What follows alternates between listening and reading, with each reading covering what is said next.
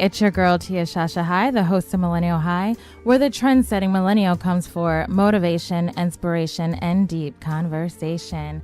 Our amazing guest today here in the studio is Alissa Carpenter. She is the founder of Everything's Not Okay and That's Okay LLC, a millennial career coaching and leadership development company. She focuses on personal and professional development.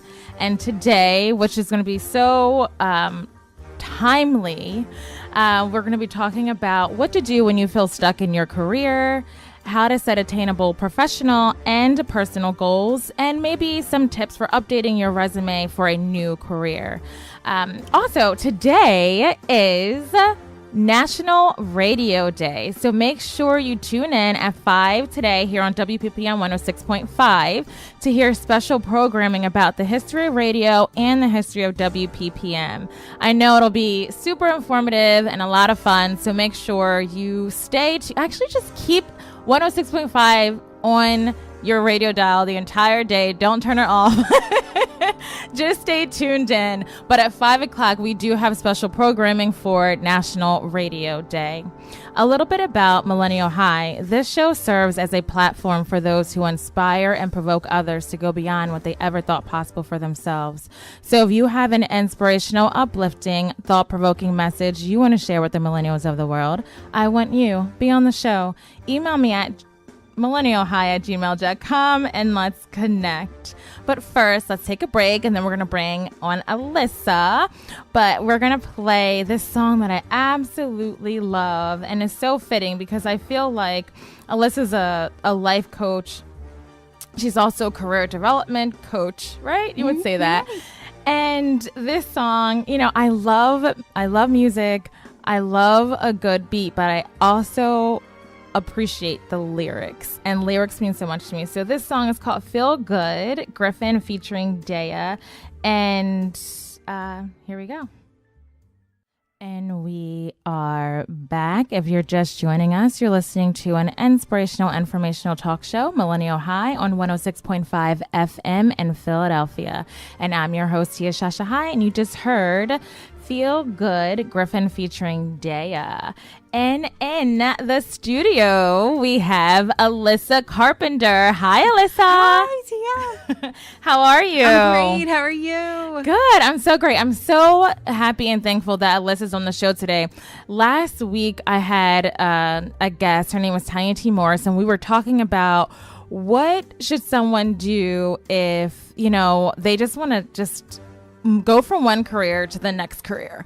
And a lot of people that I see, even on like my social media groups, they just quit. They quit their current job and like, I'm done with this. I'm going to live my dreams, you know, and they'll quit. And then they have and then they end up like doing something again that they don't like because they need to pay their bills. They need XYZ. So I feel like Alyssa's perfect because she is the expert in this. So I doubt you're going to say, oh, just quit, you know, and, you know, live off the dreams and the energy of the universe. But honestly, it's kind of like you got to have a strategic plan. So I'm so happy that Alissa is on the show today because we were talking about that last week, but we didn't really lay out what that strategic plan would look like. And I think enter Alissa with that answer. So Alissa is amazing. She's amazing. Absolutely amazing. She's a Forbes contributor, a certified Gallup strengths coach, and has worked for over a decade in higher education at institutions such as the Wharton School and Pennsylvania State University. So she has so much knowledge, and she's here to share some of that with us today. And we're going to kind of pick her brain a little bit. Go for it. Pick away. All right. So tell us a little bit about, you know, your background. So how did you know that I know you're a millennial, but you want to be a millennial career coach. So how did that happen for you? Such a great question. It's so funny. So I worked in higher education for a while. I guess it was 12, 13 years. And I thought that this was the path that I was going to be on. I loved it. I loved working with students. I loved seeing kind of the highs and lows, seeing them evolve and trying to find their passion. But I realized something was missing. So Right. I feel like there's only so much you can do in a higher education in terms of being an administrator. I'm like, there's just something missing in terms of what happens in the workplace and then what happens in college. Like there's not this connection. And right. you're like, oh my goodness, I have a real-time job. My college helped me to get it, but not necessarily how to be successful or what to do. So I'm like, I want to be helpful. I really want to do something about it. And working with the generation for so long, I'm like, okay, I can do this. Like, this is something that I want to do full time. Yeah. So then at that point, so what was your first step? I kind of had the side hustle, right? Yeah. So I feel like I'm like your millennial 100%. Yep. Who's like, I'm going to have my full-time job and I'm going to have my side hustle. And it was just, and I didn't know what it was going to be. I knew I liked my full-time job, but it wasn't giving me, and we're always talking about this kind of passion and purpose and drive. And that's what we were talking about before. I'm like, oh my goodness, like people do just leave and are like, this doesn't fit my passion. Well, neither does like not paying your bills, right? So there's like some happy medium between like, I am broke and like I'm living my passion, and you're not going to find it all in one place, right? Like it could be in your job, it could be in that side hustle. It's somewhere in between. So then it kind of, what will this look like? Is this side hustle actually going to be a full-time job? Can I make this work? And then I was finally like, it's time. It's time to try it. It's time to go full-time and start the business. So then you had the side hustle. So I know that, for instance, for me, that was pretty, I couldn't see how to do that at first. So, right now I'm a software developer at a university. I know I love to talk and communicate, and I always wanted my own show. So I knew what I wanted, but I didn't know how to make that happen. So for you, you knew you wanted your side hustle. Like, what was the first thing you did to make it a side hustle? Like, did you start did you go to your friend and say, hey, you want to be my client? Like, how did you end up doing that? Like, what does that look like? For me, I had been having clients for so long in terms of working with thousands and thousands of students over so many years. But it was, now that they've graduated, they were coming back. So I'm like, okay, my first clients are going to be actually alums of the ones I was working with throughout their college experience. Right.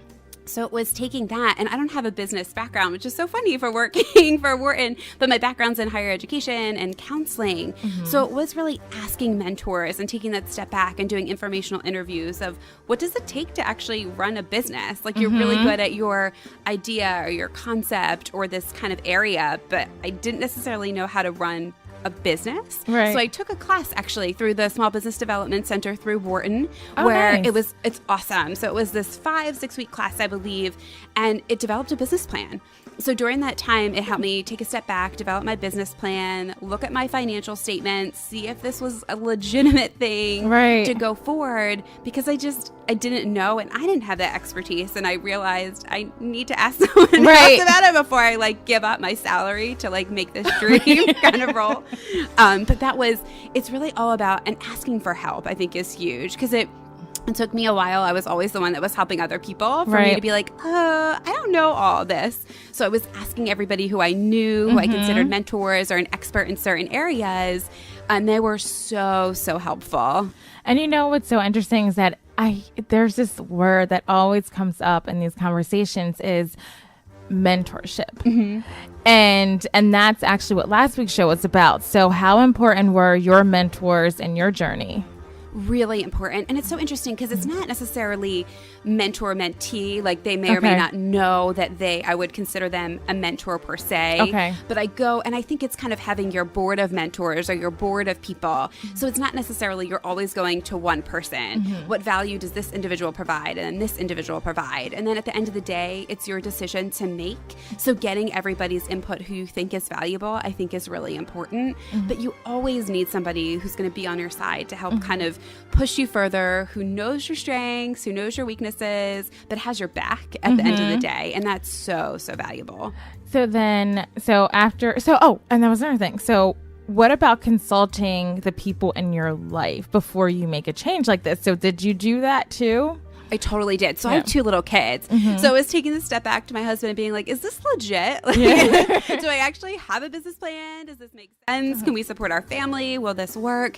And I'm such a relationship person that I don't think I could do it without the support of other people. And I actually thought people would think I was crazy. I mean, who leaves a job where you actually and you're like making decent money to do something that's kind of jumping ship and following your dreams? And I was so surprised mean, people were so supportive of it and didn't think I was crazy as like I thought maybe I was, to be like, peace out, like I'm gonna make this work. But letting people in and letting them know kind of how vulnerable you are in the moment, and I mean, it's so helpful to have that network of people who's willing to go for bat for you too. So then, have you ever so I just want to kind of highlight something that you said there, because now I'm thinking about something. For you, have you ever come across a client that didn't have the support of their family and friends?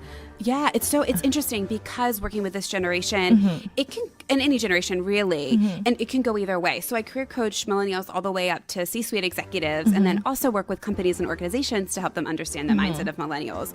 And it's interesting because some of my clients in their 30s have the support, but sometimes, I don't want to say too much support, right? Like, you're in your 30s, you got this, you can do this alone. Right. So they're kind of sometimes could overstep the boundaries. So I feel like the word support also just depends. So is it financial support that they're giving? Is it emotional support? Is it just kind of the shoulder to lean on? But there are a lot of people who don't have that person who's holding your hand or rooting for them or in kind of their court with them. And whenever I talk with clients, it's not their journey, it's our journey. And I'm always using the words we and our, because I'm really in it with you. Yeah. And whatever coach you're working with, like, you have to build that relationship with them, because your career a lot of the times is your identity. It's like, this is who I am, this is what I work so hard for.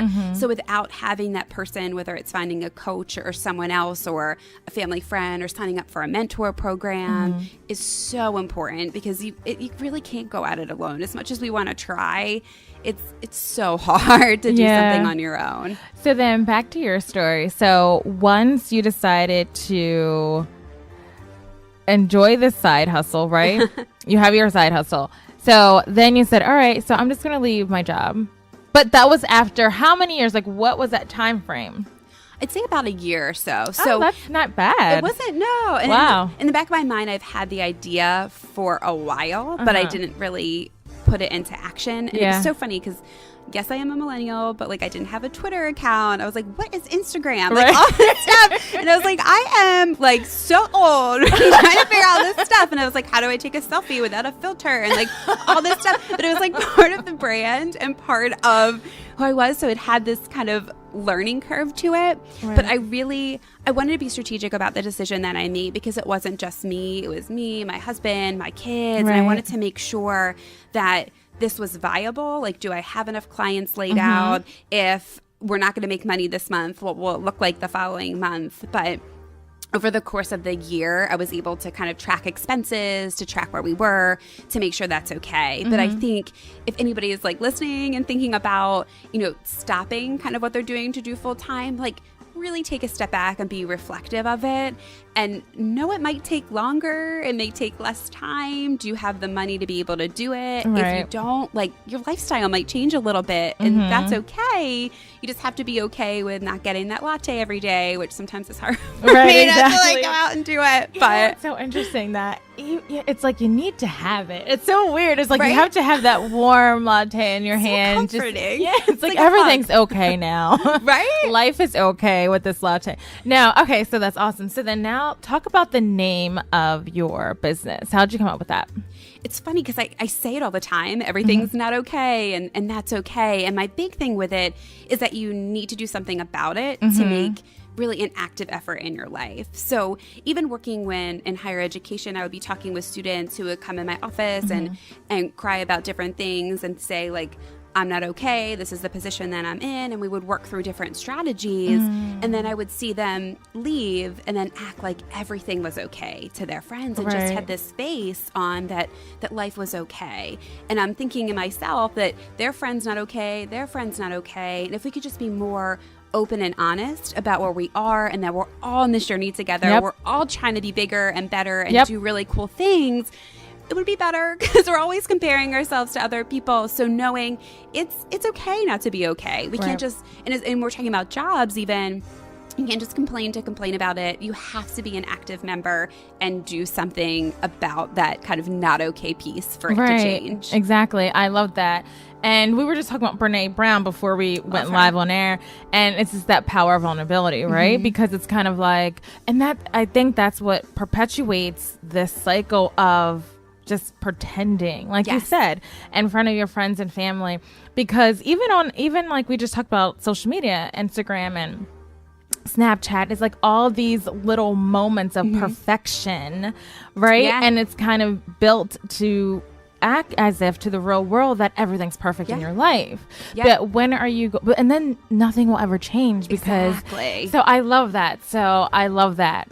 And it's such great advice too. So I love your business name. I love that. I think it's awesome because it's advice. And it makes someone feel comfortable all at the same time. In a business, I never even thought to even have a business name like that. Well, sometimes I'm like, oh, it's really long. It's like the message is there. But the message is there. It's a message. And I think that's so awesome. Okay, so then once you built your business, how did you, because I love your website. Thank you. It's so packed with information and like just, it's, you know what's so interesting? I was on it really since you emailed me that day, and I'm thinking like, wow, she has a lot of information here that's not locked down by access code. Because so much information, I mean, the simplest information is like locked down by, you have to pay $50 or $200, but you have a lot of great like material. But why do you do it that way? Tell me why do you feel, just tell me why you do it that way. Why do you have so much free information on your site? Well, it's funny because I went through so many iterations of the website to get to where it is today. And that's not something that people would normally know. They'd be like, okay. And that's where everything's not okay. You go through this journey of like, what do I want to give? What do I not want to give? And that was really hard for me. It's hard to monetize for me. Like I want to give it away. I want to give because there's so many people who are like, I just want to update my resume myself and I just need these kind of tips. So it's like, okay, here are some words you can use. Here are the formats you can use. So different pieces, obviously, to make it more personal. We would do one-on-one coaching, which costs, but I want to be able to condense it and put it all together for the public because we all deserve to be happy. We all deserve to kind of find the information and take what we want with it. And it was definitely hard to figure out what to give and what not to give, for sure. Yeah, I think it's absolutely amazing. I'm like, wow, this is a very resourceful site. So then what do you think, and I guess I'll just say it. I was going to ask the question, but I'm just going to say it, and you can tell me what you think. So I kind of feel like the key, I think, to your success is the fact that you do give this away on your website, because honestly, like, this is great for someone who kind of has that general understanding, but sometimes you need that extra push. And I think that's what coaching is all about. And so tell me a little bit more about the coaching side. So then how do you use these resources to then coach your clients? Yeah. So some of those resources I use definitely. And then I have individual kind of catered resources as well. So I'm not a necessarily one size fits all approach kind of person, especially when it comes to coaching and just working with thousands of people over the years. I try to meet people where they are. Are you in level 0 or are we in level 5? Are you on the left lane or the right lane? And really meet you where you are to try to understand that path. So I'll pick bits and pieces of the resources I have on my site, but then I also do kind of a lot of Google Docs we work together on, and other documents and information we do, and create spreadsheets that are personalized to them, for sure. Because I don't think, especially when you're talking about the career search or setting goals or all those things, what works for one person isn't necessarily going to work for you. So figuring out what makes the most sense, and then kind of having somebody like myself just going back and being like, what are you feeling right now? What does this look like? Are you overwhelmed? Is this realistic? Because I think when I set goals for myself, sometimes I'm like, is this realistic? Like, is this like legit? Can I make this happen? Can I not? So it's so hard to be able to do that on your own, I think. So I love that. So it's a personalized plan, and that's so important. So then what is like one thing that sticks out, on one client that sticks out in your mind of like such a huge jump or a huge change, and how they came to you as a client and how they left you as a client. And do they leave? That's another thing too. Like, is there some type of like, oh, well, you graduated from everything's okay, everything's like, how does that work? Can go both ways, right? And I kind of, in my methodology is I want you, I don't want to say I want you to leave, right? But I want to be able to work together to give you your toolkit so you be successful without me, because I might not necessarily always be there. You might, be somewhere else or need different support. So I don't want it to be like, you need me, you need to rely on me. I want to create kind of people who can do things on their own to a certain extent. I think what's interesting about the part is kind of the ownership, or kind of when you're first starting out as a relationship with your coachee, it's figuring out, what are your expectations? Like, what are you looking for me to complete and me to do and work with you? What are you looking for? Just to establish those priorities, because sometimes the expectation is for the coach to do everything along the way, but I can't sit in your interview with you. I can't determine if it's the right time and all those pieces in terms of date and time for the interview itself. So it's really kind of establishing those ahead of time. And I love seeing that light bulb go off. So one of the assessments I use is StrengthsFinder, which I love. So it's not the what of what you can do, it's the how. So it's how can I do these things? So it's kind of relationship building and executing and influencing and strategic thinking, kind of what people do and how they do it. And just to see that kind of light bulb go off is really cool, because sometimes we were talking before in terms of this idea of self-identity being kind of technically and sometimes linked to career. I think if you don't know what you're good at and you're in this place of like, I just can't do it, I can't find a job, I've been trying, it really helps you along the way. So that's like one of my favorite things to see is this light bulb go off. I'm like, I am worthy, I can do this, I'm really great at these things. And that's a great point, because I think so many of us don't know what they're good at. I think that's the entire thing. And that's why they end up in careers that they're like, okay, well, I know what I don't like. Right? Yeah. Oh, yeah. I know what I don't like. I don't like working here for these hours in this location. So then that's what you kind of use to help them and gear them towards something that they would be great in. Yeah, so it's a basis for a lot of things. So it's not going to say because you have these strengths, you can do X, Y, and Z, but it's a really good basis for conversation of, this is what you're good at. Are you actually using it in your job right now? Is it an area we could add to your job? Do you have the capability to be able to use some analytical thinking or more strategic thinking or communicating or influencing? Is that a possibility? You talk to your supervisor about it. And if not, let's start to strategize some jobs where maybe you can, or another position within your company where you're able to actually use those strengths. So it's a great basis for conversation as you move forward. So what was who's one client? You don't say the name, of course, but just one example of like a story that sticks out in your mind. In terms of a success story? Yeah.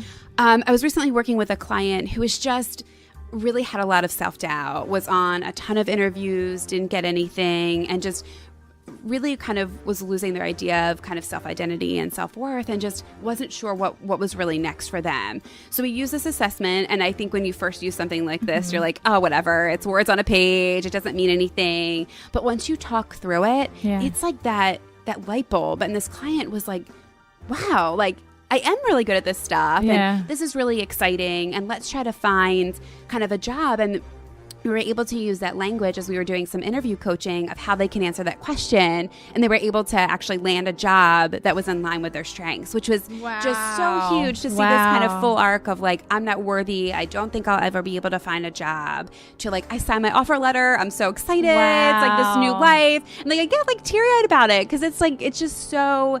It's so beautiful to be able to see someone and be able to be a part of their journey and be a part of their success with them. It's really great. So, Alissa, we're just going to take a really quick break. I'm going to play one of my favorite songs, Falling by Alissa. But when we come back, we are going to discuss some more tips and tricks on just everything that Alissa has to say. She's so I'm enjoying this interview, and I'm like, I should be taking notes. I really should be taking notes. Okay, so right after the song, we will be back. And we are back. If you're just tuning in, this is Millennial High, and you missed a good portion of the show. No, no, but thanks for tuning in. It's the informational talk show. I have Alissa Carpenter here with us in the studio. She is a career and life coach, a millennial herself. She coaches millennials, other millennials, and corporations too. Mm-hmm. And actually, let's talk about that a little bit. So you do help corporations find or understand the millennial mindset. Is that what? Yeah, exactly. So it's interesting as we're taking up kind of more and more of the workplace and continuing to do so in place of really baby boomers. Organizations are confused what to do with us, and we kind of have this stigma of being entitled and lazy and all these other pieces. And so it's finding the balance between being an advocate like for millennials and then helping understand kind of where corporations are coming from and how we can really blend all those pieces together. So I work with them to really figure out how to attract, engage, and retain the really good millennial talent. Yeah, and retain is so important because honestly, there's so many of us wanting to get up and leave. Exactly what we were talking about before. And then millennials really have this entrepreneurial spirit like we do. They're like, okay, I think I'm going to leave to find my passion and purpose. But companies can actually use that to their advantage. So it's talking with them about where millennials are, they're being in like student debt and all this stuff, and how they can really kind of take advantage of that to retain their millennial talent. Yeah, I think that's absolutely some people should hire you like right now. Call me. I think that should be a requirement. I think that should be a requirement to have someone like you on a retainer. I think that makes sense to me because, I mean, at this particular point in time, it makes more sense to retain, right, your talent than to continuously always try to find new talent, and then they're going to leave too. Because and it costs so much money, right, to go through to find more talent, to have them leave, and all that stuff. So, I mean, that's so important to really think about. So now back to let's talk about the personal level. And I know in the beginning of the show, I said we were going to talk about what to do if you as a listener feel stuck in your career. So Alissa, what's one of the steps that they should take if that's how they feel?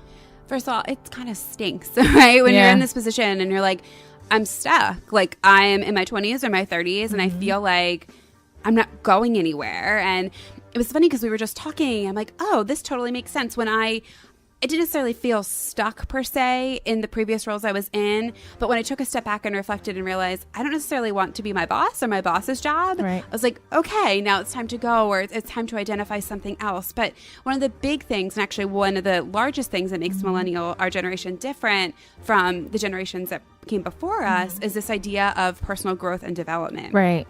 So whether it's in your current role and you're going to take a class or talk to your supervisor about another team or a project that you can join, that's huge. So try to increase your skill set to set you up for a promotion or to set you up to leave. But what I like to do with clients is really take that step back and be reflective if you feel stuck. So what do you like about your job and what don't you like? And it seems pretty simple, but I get pretty granular with it in terms of when you get up in the morning. What do you like? Do you like that your commute is really short? Do you like that you get a longer lunch? Do you like the people you work with? What traits do they have? So it's kind of developing your lifestyle because we really have this work-life integration at this point. So it's really how, before we can get unstuck, we need to realize why we're stuck and what we're looking for to be able to move forward. And I love that because it makes the person really... Because it's so easy to say and generalize, oh yeah, I love the people I work with, but you never really think about why you love the people. That makes sense. Yeah, it's the environment. You work as a team. Do you do more individual work? Is it a combination of both? Is it just a friendly atmosphere? Do you get free coffee? I mean, like really dig deep and figure out what you like. And then I know we can say we hate our job. There's nothing that we like, but it could be that you just walk to work. Like think about that little step, because in order to get unstuck, we have to figure out like what pieces do we keep or just we just trash it all. I love the hour lunch. Right? No, but it's like I like the free lunch. Exactly. I love that. So then that makes perfect sense to me. So what to do when you feel stuck in your career, that makes sense. Those steps make sense to me. So then now let's just say they talk to you and like, oh, actually, I don't really feel stuck in my career. I actually really want to be here, but I don't know. How do I move up? You know, how do I get noticed? Like, what would you say to someone like that? It's such a great question. And I think it's so interesting because a lot of it depends on how you kind of communicate that. So sometimes I was talking about with someone else, this idea millennials kind of come in sometimes with guns blazing and being like, I want to do this. I want to be promoted. I want to do this. And I say sometimes the sweet spot, if you haven't been in your job that long, is going to be 6 months to a year to talk to your manager, to really sit down and have that conversation, but really plan ahead and put something on your manager's calendar and say, I'm thinking about this, or I'm interested in this. Do you have any suggestions of any professional development opportunities that I could have? And really look, if you're applying to different jobs, look at the ladder. Is it kind of associate director to a senior associate? Like, what is the level of position? Right. Is there a logical step up, or is there a lateral move that will help you move forward? But I think a lot of it is really talking with your supervisor and being open about you being kind of interested in moving forward, you putting in your effort and time to be able to do that, and your interest in developing your skill set goes a long, long way. Yeah, that's awesome. So now that was one scenario. So they felt they were stuck. Now they're like, I'm not stuck. I want to move up. But they recognize, okay, listen, they're working with you. Listen, I am stuck. So how can I then transition from the career that I'm in to the career that we discovered together, Alissa, you as my coach, that I should be in? So how do you make that? How do you make that change? I think the first step is don't necessarily jump ship from where you are right now without having a backup plan unless you financially have the plan to do that. And that actually is a conversation I have a lot. It's, I know you're stuck. I know this isn't going to work for you right now, but can you hold on? Can you hold on for a little bit until we find something else?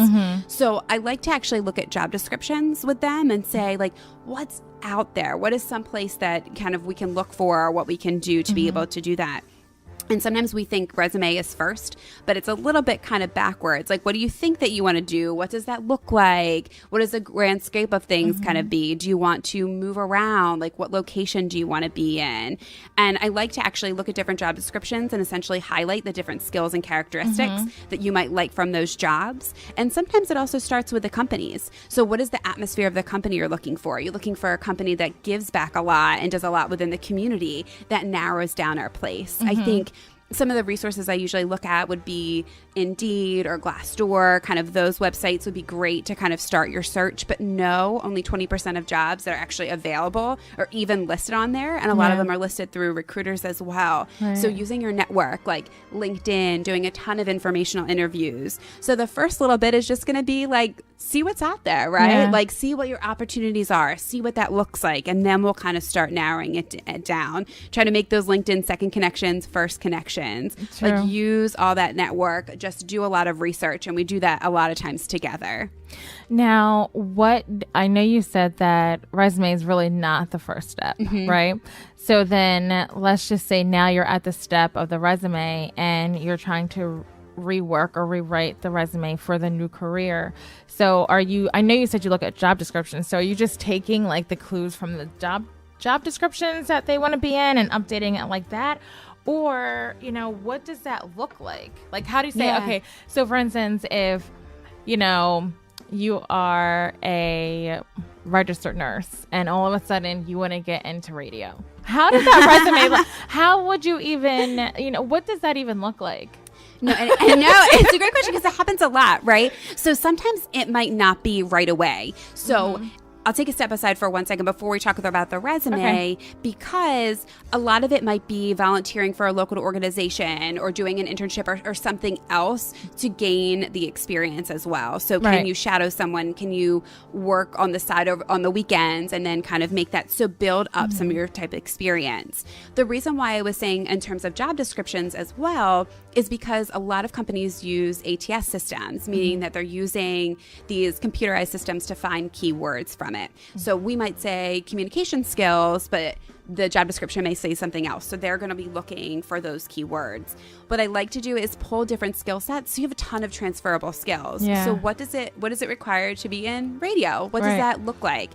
Do you have any experience kind of working on a switchboard? Like, what do you have that could be really transferable to that space and pulling that out from there. What I like to do at the top, so objective statements totally out of resume is not a thing anymore. Right. Which is crazy. So I do professional summaries. So who are you in these 2 to 3 sentences at the top? And then underneath of that would be the core expertise or skill set. And those are kind of bullet points, those words that we were talking about before that you would pull from job descriptions. So kind of looking at what are the skill sets that are required is really, really key. Yeah. What I have a question, and this is a visual thing, and I know we're on the radio, but does the resume, I feel like I haven't had to submit a resume in so long. I have no idea what they even look like anymore. But is it that classic view of your name up top and your email and your phone number, and then that objective or the professional summary, and then just a timeline of what you've done? Is that even a thing? Is that how it flows still? So it's interesting because personal branding and kind of throwing kind of the world upside down in terms of resumes is really happening. So I've seen websites that are resumes, which are really cool. I work with a company who does kind of design, like actually personalized design resumes, which are really neat. Yeah. If you're looking for kind of your basic resume, it's going to have at the top of it, as I'm showing right now, but it doesn't really work on air, would be your name and all that information, kind of one line. You can actually even put hyperlinks, which is really cool. So LinkedIn as a hyperlink. If you're talking about, I'm interested in radio, do you have a segment that you can highlight and hyperlink in there? The education does go on the bottom. So that's new within the past couple of years. Your education, as opposed to being on the top, is going to be at the bottom. And then it is really kind of this timeline summary. But what I like to do is instead, so I also like to mention too, because a lot of people put job descriptions essentially as your job, and that's not what it is. So because it's like, no, you don't need to know that you answered the phone and you did this. Like it's like, what are your accomplishments? Like, what did you do? How did you do it? What did you look different? That I'm like, no, don't just copy the job description. So that's one where I pull out a lot. I'm laughing because I remember before, like back in the day, college days, that's exactly what I did. Right? You're like, I did this. I had a great personality and I answered the phone. I'm like, no! That's so funny. So, and I feel like now, I guess, like you said, it's highlighting the things that you actually accomplish. Yes. So it's like your goals. So at the end of the year, you always have that professional development from your, so I kind of feel like those are the things that you would use, like what you've done. Yes. So really think about it as like, take a reflective step back. What are my key accomplishments? And try to find ways to quantify it. So did you increase value in the company? Did you increase sales or decrease amount of time? Figure out ways that you can quantify your experience. And I actually used to go back like weekly or bi-weekly and see like, what are my successes this week? And try to keep track of it. Because sometimes it's really hard if you just do annual reviews at the end of the year, like to figure out 12 months ago, what did I do? And then especially if you're like looking for jobs and you find one that you love, now you have to do like years back worth of data. So I like to do like 30 minutes a month, and it sounds like a lot, but always keep your resume up to date, because you never know when a job is going to come up that you might be interested in, even if you're not looking for one. So having this up-to-date resume will always be helpful. So true. And it's funny that you say that, because 30 minutes a month really isn't a lot, because people just spend 3 times as much as that time on social media. Right? You can even like check your Facebook and update your account at the same time, like whatever. Right? I kind of feel like, and that's the one thing from all the interviews I've done regarding this kind of topic, is just that knowing what your priorities are, and kind of seeing what is what's most important right now. Like, and I know sometimes it's so easy just to scroll and to double tap and to scroll and to double tap, but is that really getting you anywhere? No. I think that's the thing. It's not really. So just spend 30 minutes, people, every month to update your resume. Right? For that unexpected. You got to be prepared, though. That's what a key to success is, that you have to prepare for it. So you have to be prepared. So that's I like that. Because you never know. Let's say you're volunteering an event, or you happen to host a radio, something like somebody comes up to you and is like, oh my goodness, I'm looking for somebody just like you. And you're like, hold on, I have my resume. Let me just forward you the email. Right. And that would be so helpful, because then you're going to be so stressed about the job search. If you're like, let me look back at my last year of accomplishments. What did I do? How does this relate to this job? So always keep it up to date. So let's talk about goals before we close out and how to set personal and professional goals. Are they one and the same, do you think? I mean, like you said, how sometimes people's professional life kind of like intertwines with personal because we kind of have our identity in what we do for a living, you know? And I think it's hard, especially as millennials. So in previous generations, it would be kind of this 9 to 5, like work at work, afterwards, life at life. And we've kind of mishmashed the two, especially with technology. You're going to have your personal and your professional potentially emails there, and it's this kind of mishmash space, but it's at the same time it's also hard to compartmentalize. Am I a personal person right now? Am I a professional person right now? It's like hard to put yourself in that box, and one kind of leads to the second, right? So when I even say kind of this idea of work-life balance, I want to be able to have enough money to be, and then be able to enjoy the money and the time to be able to kind of spend it. But when you're talking about in reference to goals, some might lead to the other as well, right? So when you're looking at your job professionally, what lifestyle will you be able to lead because of the job? So that kind of where it gets a little bit gray in terms of, is this a personal goal or is this a professional goal? So the goal might be, I like this position, but then the personal piece of it, am I able to leave at 5 o'clock? Like what type of life can you lead when you're creating this new life for yourself? And that's so important because I know with my daughter, I like seeing her at home games. I don't go to the away games. It's too far. But I do like being there. And that's so, I know that's one thing that's important to me. So, but that makes sense. And I can't remember what I saw. It was an article that I was reading about, you might actually know, about kind of like I guess, well, not a headhunting company. I don't know what to call it. But it's just 2 women who were kind of like top level in their careers. They saw that the higher they got up, the less working mothers they saw there. So with their companies, they made it a goal to kind of like deal with the women who want that work-life balance or blend, but still be super successful in the business world. So they help them find companies that do just that, like, and they negotiate for them, like, okay, listen, they need to leave at 3 because their daughter's game is at, you know, like things like that. And you're right, like that's something to definitely look at, because I know that's something that's important to me, that flexibility, that work, that they call it flex time, I guess. Yeah, maybe, exactly. Right? Yeah. I know that's super important to me. So, and I know that when we play the song, you mentioned something about goals, and you mentioned that what's your goal was, to find a job. Yeah. But then you're like, that's like 47 different goals. That's not one goal. So then tell me a little bit about that. Sure. And I like to say set 3 goals in a 90-day period. And they can be bigger goals if you wanted to do it that way as well. But nothing bigger than that, because you're talking, it's a lot, right? So you're like, okay, I want to get a job. Well, it is 47 things that you need to do that, because you need to figure out, is it within your company? Is it not within your company? Do you need to do a resume? Where do you want it to be? So break up those smaller goals or bigger goals into smaller goals, and be realistic about your timeline too for it. I think a lot of times we get more stressed if we just have so much. We're like, this is my goal, I wanted to set for it. And then you kind of feel like you've gotten off the track. Right. So really reflect on that goal and think about, is this one goal or is this 5 goals? Like, what do I need to do to be able to do it? And then kind of think backwards. So if you want to get this job in 3 months from now, what do you need to do now in order to get there? Or a month before this goal needs to be achieved? How do I want to do it? And that kind of helps you decide, in 90 days, this is what I want. Is this realistic if I'm thinking backwards for today, what I need to do in order to create that plan to get to that goal? And then it also helps like with just a really positive mindset too, because you feel like you're accomplishing something along the way, right? I'm a huge goal and list maker. I like to check things off, and I'm like, I got this. I had one show, it was like in the beginning, and it was just like 5 ways to realign to your chill state, right? So I was like so overwhelmed that week, and that's all I come and I was like, I'm so upset. My mom, I'm overwhelmed. I have so much to do. I just moved and I have this and that and that. She's like, Tia, you put that all on your plate, right? And then so she's just like, so what you should do, you need to write a list. And I write my list, and it didn't seem as big as it was in my mind. Yeah. Oh, yeah. It seemed attainable.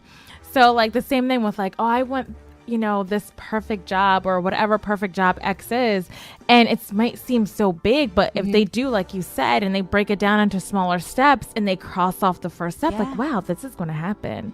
And it's the why. Oh, yeah. And I think a lot of times when people set goals for themselves, and whenever I talk with my clients, it's why. Why do you want to get a new job? Or why do you want to take this next step? Or why do you want to do this? And if we can't answer it, that's tough, right? Yeah. Because then you don't have the motivation to be able to do it. You're like, I just heard somewhere somebody told me that I should do this. But you need to be motivated in yourself to be able to drive you towards the end, because then you're going to get frustrated when you hit a bump in the road. You're not going to be resilient. You're not going to be gritty to get to the end result because you just don't have it in you. Right. Like, why? Why do you want to do this? And what does that look like for you? And that why is important. And this is just from personal experience. But the why is so important. And that's what I like about, and that's why I like about what you do as a coach, is because it's an individual plan. You sit with that person and you find out who this person is and who they think they are. And it's outside of who your family thinks you are, who your friends think you are, because then that's when you start doing things for them and you lose your why because it's not for you. No, it wasn't exactly. for you. Yeah. And it's interesting going through the process because I'll say, when do you think you can realistically accomplish these things that we talked about today? And then I have in my mind what I think is a realistic timeline. Yeah. And if it is not aligned with what they're saying, well, tell me what's getting in the way of this, and really getting to the root of that, because you really want to make more room in your life for your yeses versus like, I'm just adding stuff to add it. So it's coming up with this kind of balanced plan of how we're going to get it done, because sometimes if I ask for something what I would consider more on the simple end and you're like, oh, that's going to take me a month to look for one job I like. Well, there's something else going on there. Like, that doesn't really make sense. So, let's figure that out to see if this is realistic or not. So where do you see your company in, let's just say, the next 5 years? Are you looking to add on? Like, what is the major, let's just stick with that question. I know. It's so funny because I used to be like, okay, I have this 5-year plan. I used to consider myself like really futuristic. And now I'm kind of I'm going with it to see what it can bring. I'm just really excited to see kind of how it goes forward. I love kind of being the face of like what millennials are like and how we can really grow and inspire companies and organizations so we can really collaborate and work together now with Gen Z hitting the workforce. Right. So really just continuing to be this balance of a millennial advocate and working with just a variety of organizations. I would love to write a book that's on my, I have my chapters of what I want to write, but it's kind of what that will look like in the future and how that will unfold. But I have a plan without a plan. It's so weird. Or I'm like, okay, I know where I can go, but I'm open to kind of new possibilities to be able to see what will happen next. Who is someone, or what is the best advice you've ever been given, and then who gave it to you? I love this question. It's so funny because I've been saying this phrase and I can't remember where I heard it from. So I can give you the phrase, but I'm blanking on who said it. And I always kind of first say no and then convince yourself yes. It has really been something I've been living by at this point for years, because with adding kind of a family, deciding what I wanted to do, and your life just getting chaotic and stressful and everything not being okay, it's like, can I add this onto my plate? Can I not? It's really helped me become much more reflective, and it's really truly how I live and decide what I can do day to day. So can you give me an example of what that looks like? I think I understand, but I'm not sure. Yeah. So what if you first say no, and then make the no's yeses? What was that again? And then see if you convince yourself to be a yes. And the reason why, so I'll get 10 party invitations for my kids. And I'm like, all right, I'm going to say no, but should I be saying yes? And why should I be saying yes to this? And then it's just all those things. And I don't want to add things onto my plate to add them on and being busy for the sake of being busy. Yeah. So it's being really strategic about the things that I add onto my life so I can create that balance and actually achieve the goals that I set out for myself and check some stuff off. Yeah, no, I like that, because that's another thing, because you feel like you got to do and be seen and go to all the things that you see. Like, there's so many conferences happening. There's so many workshops. There's so many networking events. This is like, what? When do I ever have time to actually work on what I'm trying to do instead of going to everyone else's thing? But that's a good one. I really do like that one. It's just no to everyone. No, no, I don't go that far, but yeah. No. You're like, I will not. Make me say yes. Yeah. No, I'm joking. No, it's true though. It's like, why should I do this? No. Okay, so what is, I know what's next. I know you said it's your book. So what are you doing? Like, how do you, just to close this up, because now I'm curious, if you can just tell all the listeners where to find you, your website, how to get in touch with you, things like that. Feel free to email me at Alissa, ALISSA, at notokay, that's okay, coach.com would be my email, as well as my website, notokaythat'sokaycoach.com. And it's okay, not spelled out. Again, Alissa, ALISSA, at notokaythat'sokay.com. And feel free really to reach out if you have any questions about anything. I think we're all struggling out there with something. So anything you need, I'm here for you. I love it. I'm so happy that you came onto the show today. Thanks this for was such a great having me. interview, and I'm so happy that you stayed the entire time. I'm like, I wonder if she'll notice. No, I love it. I want you on the entire time. It's all you. So just for those listening, like I said earlier, that today is National Radio Day. So WPPM, this station right here, will have special programming at 5 o'clock. You'll learn the history of radio and the history of WPPM. So make sure you stay tuned in. Up next is normally Delilah Robin, but I have Sherry Lee taking the place. So you'll have a lot of fun with her. Maybe she'll play some TLC for us. And Love it. So I feel like hearing Janet. So I love her. I feel like hearing Janet, and I'm just going to play something I feel like millennials do a lot. Have a good time. Thank you so much, Alissa. As always, enjoy your Sunday. I believe in you, and stay lit. Love, inspired, and true. Here we go. Janet Jackson, Go Deep.